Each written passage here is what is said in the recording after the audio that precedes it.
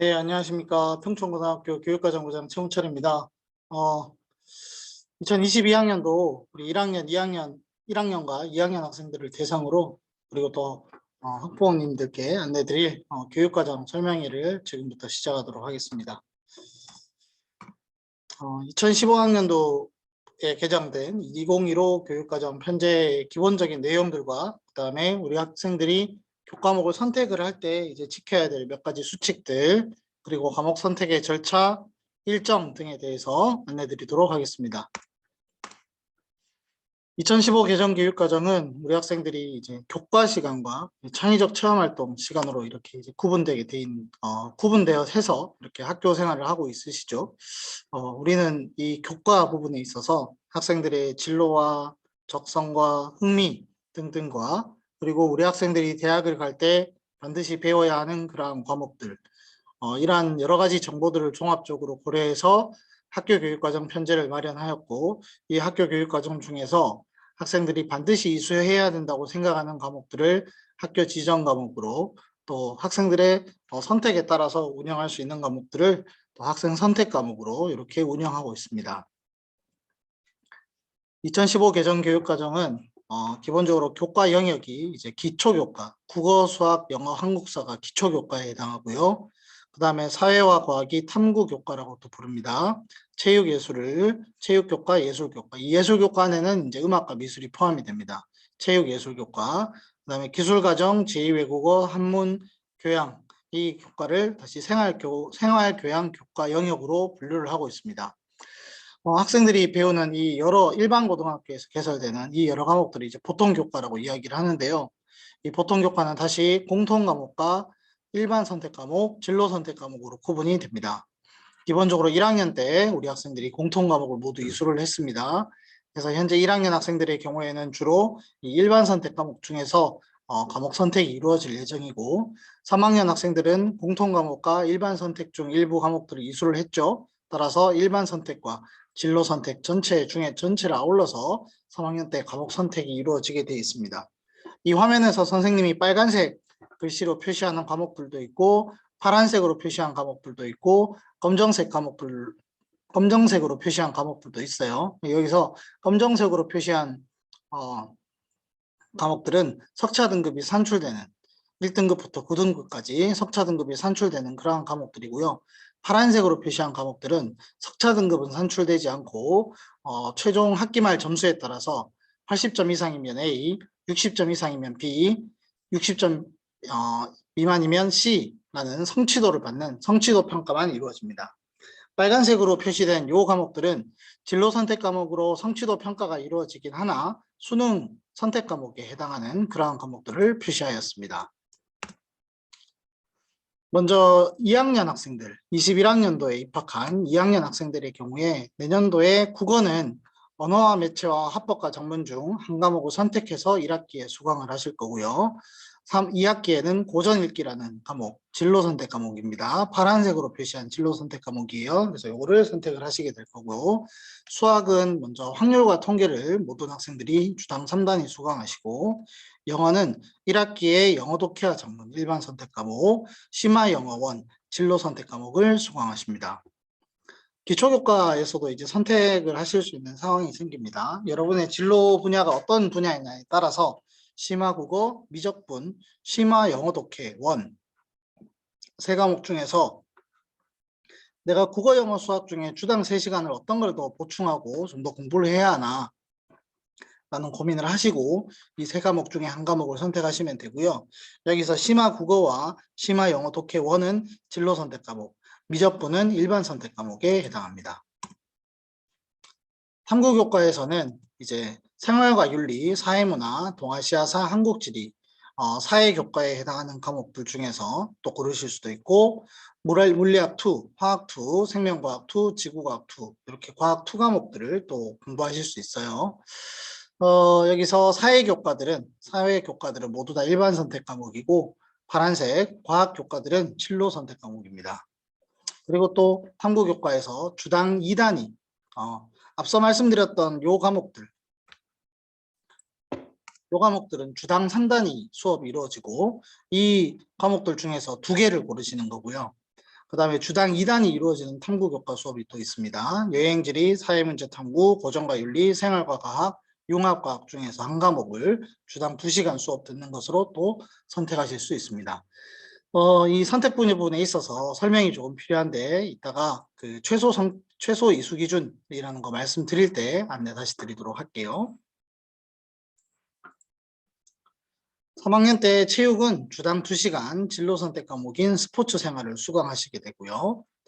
예술교과는 우리가 1학년 때 음악, 2학년 때 미술을 수강했죠. 그래서 이 3학년 때는 음악과 미술 교과 중 여러분이 좀 더 관심을 두고 있고 여러분이 즐겁게 수업을 할 수 있는 그러한 과목을 선택을 하시면 되겠습니다.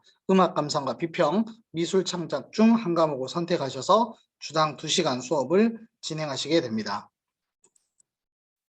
생활교양 교과의 선택에서는요, 이 창의 경영과 정보 프로그래밍, 기술과정 교과와 그리고 정보교과에 해당하는 과목들 중에서 원하시는 과목들을 선택하시면 되고요. 여기서 창의 경영과 프로그래밍은 진로 선택 과목, 정보는 일반 선택 과목에 해당합니다. 마지막으로 교과 영역 간 선택이 있습니다. 특정 교과가 아니라 여러 교과들 중에서 여러분들이 과목을 고르시게 되는 건데요. 심화수학 1, 기하, 중국문화, 일본문화, 체육, 전공, 실기, 기초 이처럼 여러분의 진로 희망에 맞게 다양한 어떤 진로 분야들이 있겠죠. 그래서 여러분의 진로와 관련되는 그러한 교과목을 선택을 하시면 되겠다라고 말씀을 드릴 수가 있겠네요. 현재 1학년 학생들은 내년에 국어 교과에서는 1학기에는 독서, 2학기는 문학 과목을 수강하십니다. 일반 선택 과목이고요. 주당 4시간 수업이 이루어집니다. 3학년 때는 이제 현재 2학년 선배들이 선택하는 것과 똑같은 구조의 선택 모습들이 나타납니다. 그 다음 2학년 때는 3학년들은 지금 2학년 학생들은 3학년 때 수강하게 되는 확률과 통계를 2학년 때 우리 현재 1학년들은 수강하게 됩니다. 그래서 우리 1학년 학생들은 3학년 때 수학 1을 1학기에 주당 4시간, 수학 2를 2학기에 주당 4시간, 그리고 확률과 통계 과목을 주당 2시간 수강하게 됩니다. 3학년 때는 심화수학 1과 기하 중에서 한 과목을 선택을 하게 되고요. 일반 진로 선택 과목에 이것들 선생님이 파란색으로 표시했어야 되는데 조금 놓친 것 같습니다.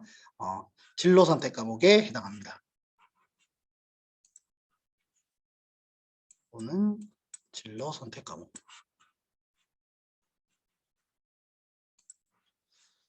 네, 그 다음에 영어는 영어 1과 영어 2를 1학기, 2학기 각각 4시간씩 수강하시게 됩니다.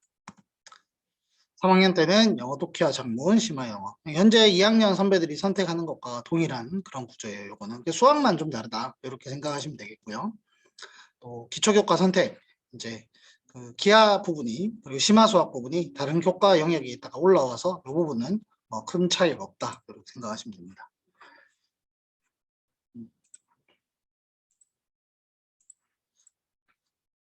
네.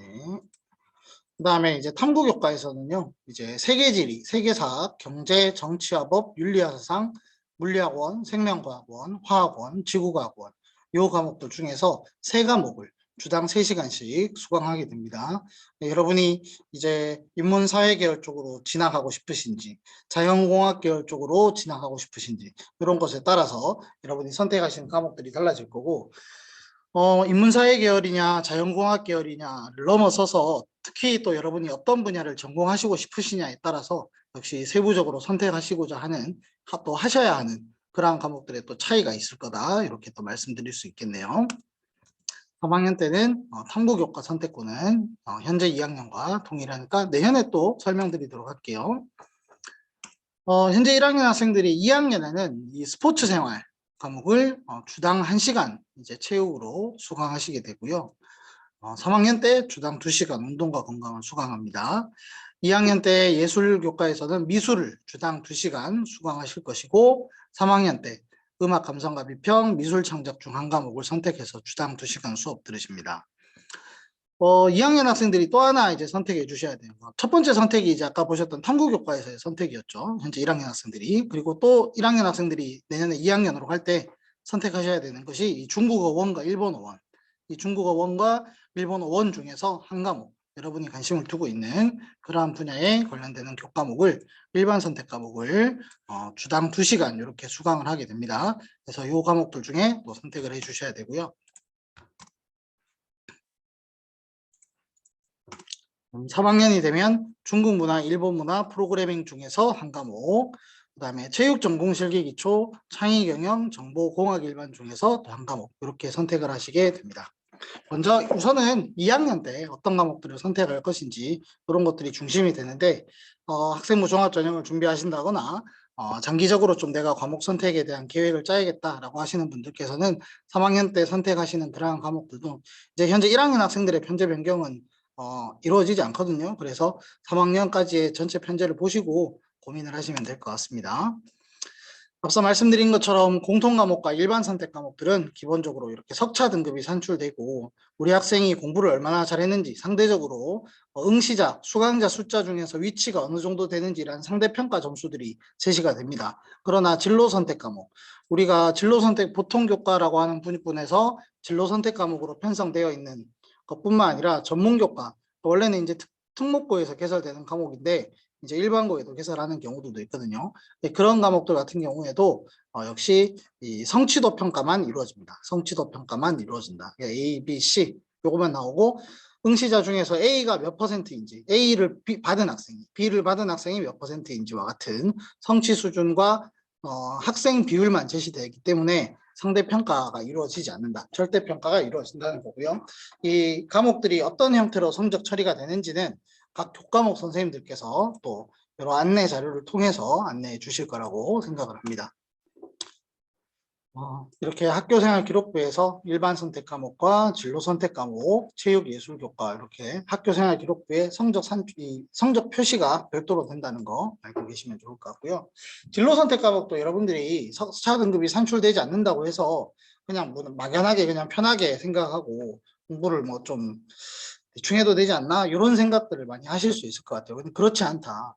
학생부 교과 전형에서는 이 진로 선택 과목도 다양한 방식을 통해서 성적 산출을 합니다. 성적 산출을 합니다. A에다가 뭐 1등급, B는 2등급, C는 3등급 이런 식으로 이제 부여하기도 하고, 그다음에 A, B, C에다가 각각 뭐 점수를 부여한다든지, 또는 특정 학교 같은 경우에는 A, B, C를 받은 학생들의 비율에 따라서 점수를 달리 준다든지, 뭐 이런 형태의 다양한 형태로 진로 선택 과목의 성취도를 학생부 교과 전형에 반영을 하거든요. 그래서 여러분들이 진로 선택 과목이 석차 등급 산출이 되지 않기 때문에 부담은 좀 없지만 그래도 3학년 때 수강을 할 때 열심히 수강해야 되고 또 내 진로와 내 관심에 맞는 그러한 과목들을 선택을 하셔야 된다는 거 잊지 않으셨으면 좋겠고요. 학생부 종합전형 측면에서는 이 진로 선택 과목을 어떤 과목을 또 수강하게 되었느냐라고 하는 부분이 이 학생부 종합전형 서류평가에 있어서 전공 적합성이나 학업 역량을 판단하는 중요한 또 기초 도구, 판단 근거가 되기도 합니다. 따라서 우리 학생들이 진로 선택 과목에 대한 선택도 신중하게 하시길 바랍니다. 특히 이제 그 21년에 그 서울권 학생부 종합전형을 운영하는 사정관들 대상으로 설문조사를 한 결과에 따르면 인문계열 학생들이 뭐 인문계 지원자나 상경계열, 사회계열 지원자가 뭐 이런 선택 과목들, 진로 선택 과목들 이런 진로 선택 과목들을 이수하지 않았을 때, 그러니까 학교에서 이수할 수 있는 상황인데 이수를 하지 않았을 때 어떻게 평가할 거냐. 중대한 감점을 하겠다라는 의견이 요만큼 있고 경미한 감점을 하겠다라는 의견이 이렇게 있고 영향 없다라고 하는 부분이 이렇게 있습니다.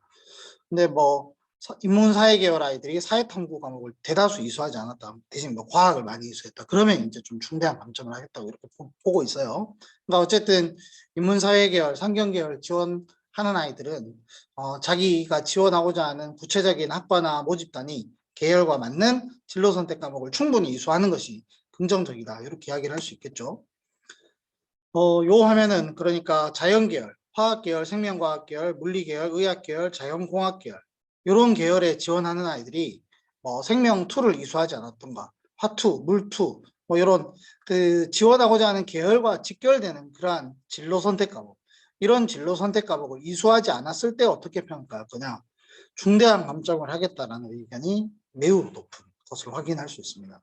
그래서 특히 과학 2 과목을 선정을 하실 때는 반드시 자기 진로와 관련되는 교과목들을 꼭 선택을 하시고 과학 교과 이외의 과목 중에서도 자신의 전공과 관련된 교과목들을 걱정하지 마시고 부담 없이 선택하시는 것이 바람직하다 말씀드릴 수 있을 것 같아요. 자, 그러면 과목 선택의 몇 가지 원칙들 말씀드리겠습니다. 필수 이수 단위를 고려해야 되고 수능을 고려해야 되고 자기의 진로 계획과 학생부 종합 전형이라고 하는 거 요거를 좀 고려해야 됩니다. 대학들의 교과별 이수 과목 수 요구 요거는 뒤에서 간략하게만 좀 말씀드리도록 할게요. 먼저 첫 번째 필수 이수 단위를 고려한다인데요. 2015 개정 교육과정에서는 모든 학생들이 전체 교과를 고르게 들어서 전인격적인 어떤 성장을 이렇게 추구를 합니다. 그래서 국어는 10단위, 수학은 10단위, 영어 10단위, 사회 10단위, 체육 10단위, 예술 10단위는 반드시 이수를 해야 돼요. 한국사 6단위 반드시 이수해야 되고요. 과학은 12단위 반드시 이수해야 되고 기술과정 제2외국어 한교양교과는 총 16단위를 반드시 이수해야 됩니다. 그래서 여러분들은 총 94단위를 이거는 선생님이 정한 것도 아니고 학교가 정한 것도 아니고 국가에서 이 교과들은 이만큼 들어야 돼 라고 지정해 둔 거죠. 그리고 나머지 86단위를 여러분이 이 필수 이수단위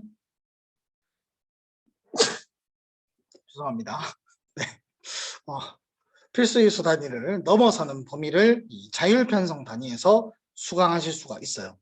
그래서 총 교과를 180단위를 수강하시게 되는데 여기에서 우리 학교 교육과정 편제상 국어, 수학, 영어, 한국사, 체육, 예술, 그리고 생활교양교과는 선생님들이 편제를 짜놓고 여기에서 골라라 하는 걸 잘 고르기만 하면 문제가 없어요. 다 채워져 필수 이수 단위를 다 채울 수 있고 또는 어떤 과목들은 필수 이수 단위를 넘어서서 수강하는 경우도 있고 필수 이수 단위만큼만 해야 되는 건 아닙니다. 자, 그런데 사회과학의 경우는 우리가 1학년 학생들이 현재 1, 2학년 공통입니다. 1, 2학년 공통 1학년 때 통합사회를 주당 4시간 두 학기 들었죠. 1학기, 2학기. 그래서 8단위를 이수한 상황이에요. 과학도 역시 주당 4단위에서 두 학기 들었죠. 1학기, 2학기. 주당 8단위 이수했습니다. 과학탐구 실험은 주당 1시간씩 들어서 이제 총 2단위를 이수한 상황이죠. 그러면 보시면 필수 이수 단위는 10이고 통합사회 이수 단위는 8단위니까 2단위가 부족하죠. 과학의 경우에도 필수 이수 단위는 12단위고 통합과학과 과학탐구 실험은 10단위니까 이것도 역시 부족하죠. 2단위가. 그래서 요거를 3학년 때 선택을 하게 됩니다. 바로 요 부분이에요. 요 부분. 요 2단위 주당 2시간 듣는 거 있죠. 주당 2시간 듣는 거를 요거에서 이제 여러분들의 사회와 과학의 필수 이수 단위를 충족시킨다라고 생각하시면 됩니다. 요거는 2학년 학생들이 집중하시면 되는데 2학년 때 사회를 3과목 수강한 학생들이 대부분이에요. 그죠? 인문계열 학생들 1반부터 7반은 2학년 사회 3과목을 들은 학생들이 대부분입니다. 이 학생들은 반드시 3학년 때 생활과학과 융합과학 중에 하나를 고르셔야 되는데 기본적으로 융합과학은 과학 1, 2, 과학 1을 다 듣고 2를 이수하고 있는 학생들이 듣는 과목이거든요. 그래서 2학년 사회과목 선택 학생들은 뭐 선택해야 된다고? 생활과학을 꼭 선택하셔야 됩니다. 그 다음에 2학년에 과학을 3과목 들은 학생들이 있어요. 대부분이죠. 8반부터 13반. 2학년 과학 3과목을 들은 학생들은 여행지리, 사회문제 탐구, 고정과 윤리 요 3과목 중에 한 과목을 선택하시면 됩니다. 요거는 꼭 뭘 들어야 된다 이런 얘기는 없어요. 요 3과목 중에 한 과목을 선택하시면 됩니다. 근데 그 과학 2과목 듣고 사회 1과목 들은 학생이 있어요. 그죠? 과학 2과목 듣고 사회 1과목 들은 학생이 있습니다. 그 학생들은 선생님한테 오세요. 선생님한테 오셔서 다음 주에 선생님하고 이야기 좀 하고 상담하고 어떤 과목 수강할지 이야기 한번 나눠보시도록 할게요. 혹시나 전학을 와서 요런 상황이 아닌 학생들도 선생님한테 오셔서 상담을 받으시면 되겠습니다. 두 번째, 수능을 고려한다입니다. 학년별 수능 체제가 이제 그러니까 현재 22학년도 대입 졸업생 22년에 이제 고3인 학생들 기준으로 보면 이 부분은 잠시만요. 이렇게 수정할게요. 죄송합니다.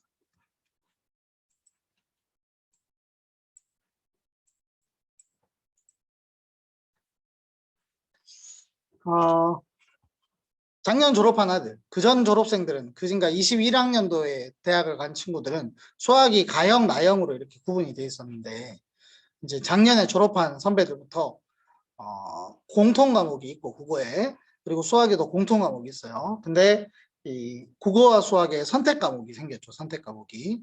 이게 이제 우리 학생들에게 많은 어떤 고민을 안겨주고 있는 것 같습니다. 국어에서는 화법과 작문과 언어와 매체 중에 하나를 선택을 해서 수능을 이제 보시게 되고, 수학의 경우에는 확통, 미적, 기하 세 가지 중에 또 하나를 선택해서 수능을 이제 치르시게 되는 거예요. 공통 과목이 대략 75% 정도고, 그 다음에 선택 과목이 대략 한 25% 정도 된다라고 생각하시면 되겠습니다. 예전 수능과 다른 점은 또 하나, 과학 탐구와 사회 탐구를 섞어서 선택할 수 있죠. 네. 과학을 하나 하고 사회를 하나 하고 하는 뭐 이런 조합들이 가능해지는, 그게 이제 작년부터 나타난 변화입니다. 이 수능이 이제 왜 중요해지냐면, 사실 평촌고등학교에서 정시로 대학을 가는 친구들도 있지만 수시로 대학을 가는 친구들이 조금 더 많은 상황이거든요. 지금 보시는 화면이 뭐냐면, 이 작년부터 서울권, 수도권 대학들은 정원의 10%를 학생부 교과 전형의 방식으로 고등학교에서 그 전형을 지원할 수 있는 인원이 정해져 있는, 학교별로 뭐 3명 지원할 수 있다든지, 고등학교별로 뭐 4명 지원할 수 있다, 고등학교별로 정원의 10%를 지원할 수 있다, 이런 식으로 지원할 수 있는 인원이 지정되어 있는, 정해져 있는 지역 균형 전형이라는 걸 작년부터 시행했습니다. 그래서 이 학생부 교과 전형으로 수도권에서 그전에는 많이 안 뽑았었는데 작년부터 학생부 교과 전형으로 뽑는 인원이 매우 많이 늘어났어요. 근데 이 매우 많이 늘어난 학생부 교과 전형, 수도권의 학생부 교과 전형은 특목고나 자사고 등 이렇게 내신 나눠먹기가 극심한 이러한 학교보다 일반고에게 좀 더 유리한 그러한 전형이거든요. 근데 이 일반고에 상대적으로 우리에게 유리한 이 지역균형 전형의 경우는 말씀드린 것처럼 학생부 교과 전형을 중심으로 하는데 최저학력 기준을 다 설정하고 있어요. 수능 최저학력 기준. 그래서 수능에서 그 대학에서 지정한 이 등급을 받아야만 합격이냐 불합격이냐 판단될 수 있는 대상이 되는 거예요. 최저가 안 되면 그냥 판단 대상도 안 돼. 그냥 떨어지는 거지. 그래서 이러한 전형들이 확대됨에 따라서 수능 최저학력 기준을 충족하는 것이 우리 입시 측면에서 매우 중요한 요소가 되었습니다. 23학년도에 그러니까 지금 3학년 아이들이 대학을 가는 상황인 거죠. 요 경향들은 뭐 24, 25 갈수록 별로 크게 달라지지 않아요. 크게 달라지진 않지만 세부적으로 달라지는 학교들이 존재하는데 그런 것들은 추후에 또 입시 설명회를 통해서 안내 드리도록 할게요. 여기서 우리 경기 남부 지역, 안양 지역 학생들이 좀 많이 가는, 지원하는 그런 대학들이에요. 이 대학들 중에서 빨간색으로 표시된 학교들은 학생부 교과 전형의 최저학력 기준을, 수능 최저학력 기준을 걸어둔 학교, 설정해둔 학교. 회색인 학교는 수능 최저학력 기준은 없는 학교, 그 다음에 파란색인 학교는, 이 학교는 수능 학생부 교과 전형이 2개인 거야, 그 대학 안에. 그래서 하나는 최저를 걸어놓고 나머지 하나는 최저를 안 걸어두는 그런 형태로 이제 전형을 운영하고 있는 학교. 초록색인 학교는 일부 학과에만 수능 최저학력 기준을 적용하는 학교. 그다음에 흰색인 학교는 학생부 교과 전형이 없는 학교. 이렇게 이해하시면 됩니다. 보시면 서울권에 있는 상당히 많은 학교들이 수능 최저학력 기준을 걸어두고 있죠. 선생님, 연대랑 한양대, 이화여대 이런 데 안 걸어두는데요. 그렇지. 근데 이제 한양대 뽑는 인원이 600명이었나? 뭐 그런데 전국에 고등학교 2,000개 있거든. 그러니까 이제 전교 1등들끼리 내신 싸움 하는 곳이다. 이렇게 보시면 되겠죠. 그래서 일부 학교들은 여러 가지 이유로 우리는 그걸 안 걸어도 최우수한 학생들이 온다. 그런 학교들도 있고 별도의 서류 평가를 하기 때문에 안 하는 학교들도 있고 다양하게 있습니다. 근데 어쨌든 서울권 학교들 대부분이 이렇게 수능 최저학력 기준을 설정하고 있다는 점, 이런 점을 고려한다면 우리가 수능 때 무슨 과목을 고를 거냐라고 하는 걸 또 고려하지 않을 수 없어요.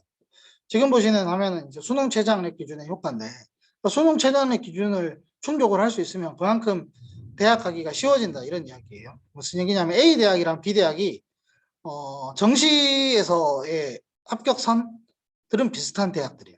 근데 A 대학은 수능 최저학력 기준이 없는 학교야. 근데 B 대학은 수능 최저학력 기준이 있는 학교야. 한개 영역 3등급. 그래서 A 대학에 B 대학에 이 1.8부터 2.92까지 학생들이 똑같이 지원하는 상황이에요. 그러면 A 대학은 최저학력 기준이 없으니까 그냥 내신만 보고 쭉 아이들을 뽑으면 돼. 정원에 맞게. 이해되시죠? 자, 근데 B 대학은 수능 최저학력 기준을 걸어두다 보니까 수능 최저학력 기준을 맞춘 아이들 중에서 성적 좋은 순으로 애들을 선발하게 되는 거지. 그러면 A 대학에 합격한 1.87, 1.96, 1.97 이 애들은 수능 최저를 못 맞춰서 B 대학에 떨어지는 거야. 이해되시죠? 그러면 A 대학과 B 대학 중에 학생부 교과 전형의 커트라인 마지막 합격자의 성적은 A 대학이 높을까?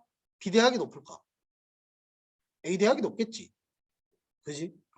수능 최저학력 기준을 충족한다는 이 조건이 하나 추가됨에 따라서 합격선이 이렇게 달라지는 면이 있다. 그럼 여러분들 입장에서 내가 2.9이다. 그럼 A 대학보다는 B 대학의 합격률이 훨씬 높겠지. 왜? 최저를 맞추면 합격할 가능성이 올라가는 거니까. 네. 이런 부분들 고려하시면 될 것 같습니다. 또 하나, 정시 때 이제 수능을 모든 과목을 다 보지 않아요, 대학들이. 대학 때 정시에 여러분이 정시 때 정시 전형에서 수능을 치르는 모든 과목을 다 반영하지는 않는데 그거는 일부 학교에 대한 이야기예요. 지금 보시는 서울에 있는 대부분의 대학, 경기권에서 학생들이 많이 선호하는 이런 대학들 같은 경우는 국어 영역, 수학 영역, 영어 영역, 탐구 영역을 모두 다 반영해요. 우리 지역에 있는 학교들, 안양, 군포, 수원, 화성, 용인 등 우리 경기 지역에 있는 학교들 중에 일부 학교들이 4개 영역, 국수 영탐을 다 반영하지 않고 일부 영역을 빼고 3개 영역을 보는 그런 학교들이 존재합니다. 뭐 경우에 따라서 2개 교과를 보는 경우들도 있고요. 그래서 내가 이제 목표로 하는 대학이 어디냐에 따라서 여러분들이 사실은 국수 영탐 4과목을 다 준비해야 되는 그런 상황들, 정시를 내가 만약에 고려를 한다면 그런 것도 여러분들이 좀 알고 대학을 입시를 준비를 하셨으면 좋겠습니다. 이처럼 중요한 수능이라고 한다면 우리가 특히 그 수학이나 국어 영역, 기초 교과에 해당하는 이 국어와 수학 영역에서 어떤 과목을 선택을 하느냐라고 하는 것들이 굉장히 이제 중요할 텐데 먼저 수학 이야기부터 좀 해보면요. 2학년 학생들 좀 잘 들어주시면 좋을 것 같아요. 어떤 과목을 선택하는 것이 유리하냐? 기본적으로 이제 그 확통 선택자들에 비해서 기하나 미적분 선택자가 똑같은 원점수라면 점수를 더 잘 받아줘요. 그 점수를 산출하는 방식에 따라서 그 어떤 과목을 선택했느냐에 따라서 그 과목 선택자들의 평균 점수, 원점수 공통 과목의 원점수 평균이 내 표준 점수라고 하는 상대평가 점수에 영향을 주게 되거든요. 그래서 만약에 확통도 내가 80점 받고 미적분도 80점 받은 아이가 있다. 이렇게 한다면 이 두 학생 중에서는 미적분인데 80점 받은 총 80점 받은 학생의 이 상대적인 위치가 좀 더 높아요. 근데 이게 되게 나쁘다 이렇게 생각하실 수 있는데 이건 내가 특정한 한 개인으로 생각해 보면 어떤 학생 한 명이 확통을 80점 받고 미적을 80점 받을 수 있는 상황이 될 수 있어, 안 될 수 있어? 이런 일은 없어. 왜냐하면 기본적으로 미적분이 더 어렵고 학습 분량도 더 많고 더 높은 수리적 사고력을 요하니까. 선택 과목별로 학습량 자체도 수학생들 말씀드려보면 미적분과 기하와 확통이 4대 2대 1 이런 비율을 가지고 있다고 합니다. 그래서 확통을 선택하는 것이 불리하다. 이렇게 접근을 하실 게 아니고 이게 학습량에 따른 그런 결과물이다. 이렇게 이제 좀 접근을 하시면 좋을 것 같고요. 수학 부분에 있어서 점수를 어떻게 좀 올릴 수 있고 등급을 올릴 수 있을까라고 하는 고민들 하시는 학생들의 경우는 공통 과목을 일단 집중해 주시는 거. 공통 과목이 범위가 훨씬 더 많아. 문제도 많고. 그지? 그래서 공통 과목에 좀 집중을 해 주셔야 된다라고 하는 거 다시 한번 좀 말씀드리고 싶고요. 미적분 내용을 좀 말씀드리면 미적분은 수학 1학년 수학, 2학년 수학 1, 수학 2, 요 과목들을 총망라한 과목이라고 합니다. 따라서 수학 1과 수학 2를 잘하면 이 과목을 선택을 하는 것이 맞을 것 같고요. 내용은 수학원의 수열과 연계되고 수학 2의 함수의 극한과 연결되는 수열의 극한, 수학원의 지수함수, 로그함수, 삼각함수, 그리고 수학 2의 다항함수의 미분, 적분법과 연계되는 미분법과 적분법 이렇게 구성되어 있습니다. 그래서 학년별로 가장 연계성이 많은 그러한 과목이다. 고등학교 수학 중에서. 그래서 1학년 수학, 2학년 수학이 잘 준비되어 있다면 이 미적분까지 순조롭게 가실 수 있을 것이라고 판단을 합니다. 그 다음에 기하입니다. 기하는 중학교 기하에 대한 기본 지식을 바탕으로 수학 1, 2를 좀 못하더라도 할 수 있는 그런 과목이다. 내용은 2차 곡선, 평면 벡터, 공간 도형, 공간 좌표 이런 것에 대해서 다루고 있고 예전에 기하 벡터가 교육과정에 있었을 때 출제되었던 공간 벡터는 제외되어 있다라고 이야기를 합니다. 고1 수학 함수 개념을 바탕으로 새로운 2차 곡선을 배우게 되고 물리학의 벡터, 중학교 수학의 도형 부분과 연계되는 평면 벡터, 그 다음에 중학교 수학 도형 부분과 연계되는 공간 도형 및 공간 좌표라고 하는 부분으로 내용이 구성되어 있습니다. 그 다음 국어입니다. 국어는 과거에는 이제 수능에 출제되는 문제들을 이제 영역별로 구분해 보면 문학이 15, 독서 15, 화법이랑 작문이 10개, 문법이 5개. 이 언어예요, 언어. 여기 매체는 출제가 안 됐습니다. 근데 이제 지금은 문학과 독서가 각각 17개씩, 2문제씩 늘어났어요. 그리고 화법과 작문이 11문제, 문법, 언어와 매체에서 11문제. 그러니까 여러분들은 이 둘 중에서 하나에 선택하는 거죠. 둘 중에서 하나를 선택한다고 보시면 됩니다. 화법과 작문은 강연, 글쓰기를 위한 대화 및 초고 작성, 요것과 관련된 문제예요. 그러니까 화법, 말하는 거. 작문, 글쓰기잖아. 그지? 그래서 지문이 길고, 4문제가 한 세트. 이렇게 구성되어 있습니다. 그래서 4문제, 4문제, 3문제. 이렇게 구성되어 있는 것이 특징입니다. 장점은 별도의 이론적 배경이나 지식 없이도 해결을 할 수 있어요. 난도도 높지 않고 학습 부담도 좀 적어요. 대신에 이게 지문이 길어서 문항 해결에 시간이 많이 필요해요. 문항 해결에 시간이 많이 필요하다. 그러다 보니까 기본적인 문제 수가 문학과 독서가 더 출제 비중이 늘어났잖아. 특히 변별이 되는 부분이 독서 부분에서 고난도 지문들이 들어오다 보니까 이 문학과 독서를 풀고자 하는 시간을 단축해야 되는 문제가 생긴 거야.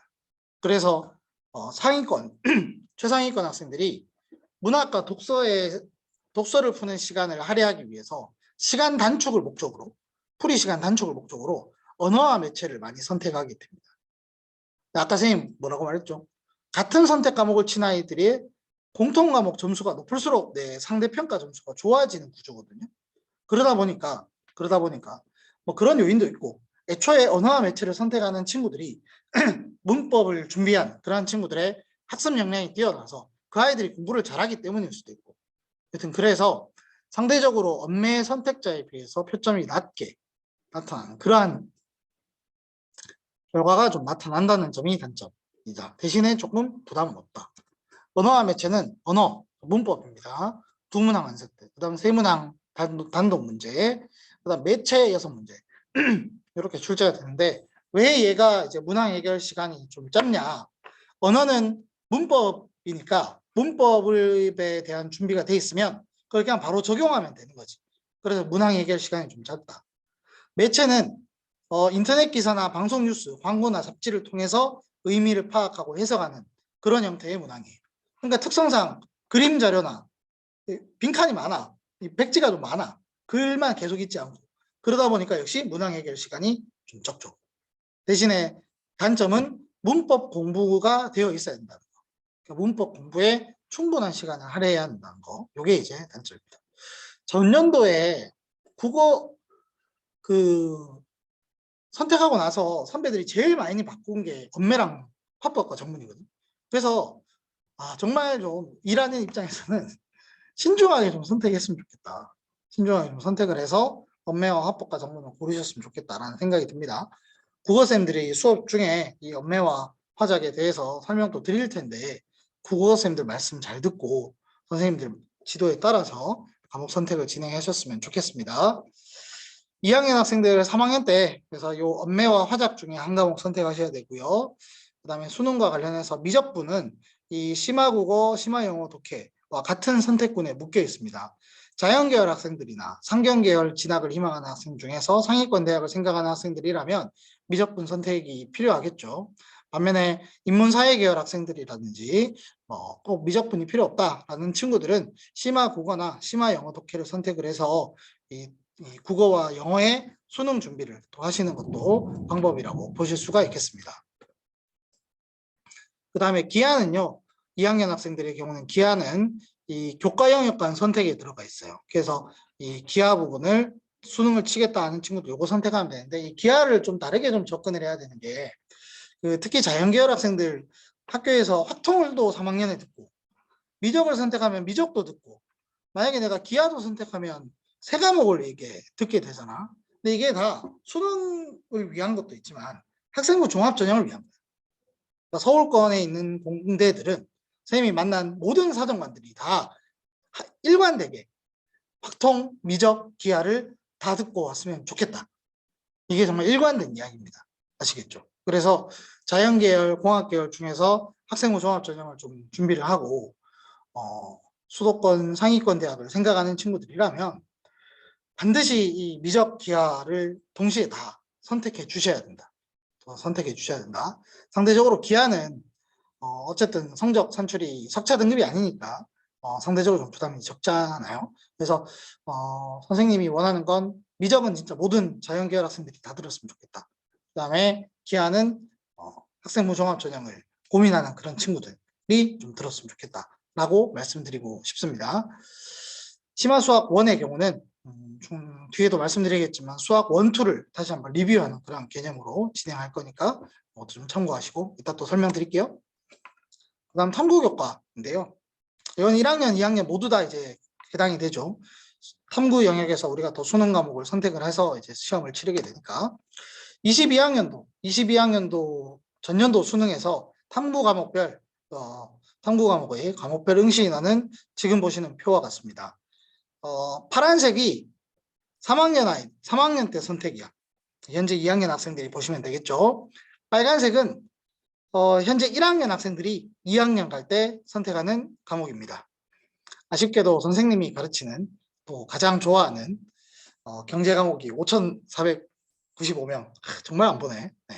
옛날엔 그래도 10,000명은 봤는데 선생님은 정치도 좋아하고 사회문화도 좋아하지만 경제를 제일 좋아하는데 네, 안타깝습니다. 여튼 이렇게 전체 응시 인원들 같은 것들도 여러분이 과목 선택을 하시는데 또 도움이 되는 자료라고 또 확인하셔야 되는 자료이기도 하죠. 응시 인원이 많은 경우의 장점과 또 적은 경우의 장점, 장단점이 다 있거든요. 문제의 난도, 그 다음에 등급별 커트라인 이런 부분들이 인원 부분하고도 좀 관련이 되기 때문에 충분히 좀 고민을 하시고 이런 것도 참고하시고 실제 기출문제 같은 것들도 한번 내용 한번 보시면서 선택을 하시면 좋을 것 같고요. 23학년도 대입 기준으로 수도권 대학 중에서 탐구 과목의 표준 점수를 그대로 반영하는 대학은 서울대가 유일합니다. 무슨 얘기냐면 탐구는 응시 인원이 이렇게 차이가 나고 문제들이 다 다르잖아. 그러니까 아이들을 받은 예를 들어서 경제의 표준 점수 70점 받은 친구랑 사회문화에서 표준 점수 70점 받은 친구를 똑같이 두고 볼 수가 없는 거야. 왜냐하면 문제를 푼 것도 다르고 표준 점수라는 게 상대적인 위치인데 응시한 인원도 다르니까, 그지? 그래서 결국은 이거를 100분위라고 하는 걸 기준으로 100분위를 기준으로 조정을 해요. 그걸 가지고 이제 변환 표준 점수라고 합니다. 대부분의 대학들이 변환 표준 점수를 쓰거나 아니면 백분위 점수를 써요. 따라서 선택 과목을 탐구를 뭘 선택했냐에 따른 표준 점수의 유불리 문제는 서울대만 고민하면 되고 나머지 대학은 대학이 산출하는 변환 표준 점수에 따라서 달라진다. 그래서 유불리 문제를 지금부터 고민하실 필요가 없어요. 지금부터 고민하지 마시고 내가 잘하는 과목, 내가 공부하고 싶은 과목, 내가 지원하고자 하는 대학과 학과와 관련이 되는 과목, 반드시 그러한 과목으로 탐구교과를 선택하셔야 된다. 아시겠죠? 꼭 기억하시기 바랍니다. 자, 대략 말씀을 한 40분 정도 진행드린 것 같아요. 다음 자신의 진로계획과 학생부 종합전형과 관련해서는 슬슬 이제 선생님 시간으로는 지금 선생님도 이제 1교시에 찍고 있어요. 1교시에 찍고 있는데 시간이 좀 얼마 남지 않아서 이렇게 마무리하도록 하겠습니다. 2교시에는 학생부 종합전형에 관련된 그런 내용들도 좀 말씀을 드리고 그 다음에 실제로 이제 여러분들이 교과목을 선택하실 때 어떤 과목들을 선택을 하는 것들이 유의미한지 그런 선생님이 생각하는 팁들, 그 다음에 전체적인 선택 과정들, 선택 과정에 있어서 여러분들이 고려하실 수 있는 정보들 이런 것들 안내 드리도록 하겠습니다. 네, 그럼 수고하셨고요. 남은 시간 동안 잠깐 쉬셨다가 2교시 때 만나도록 하겠습니다. 고맙습니다.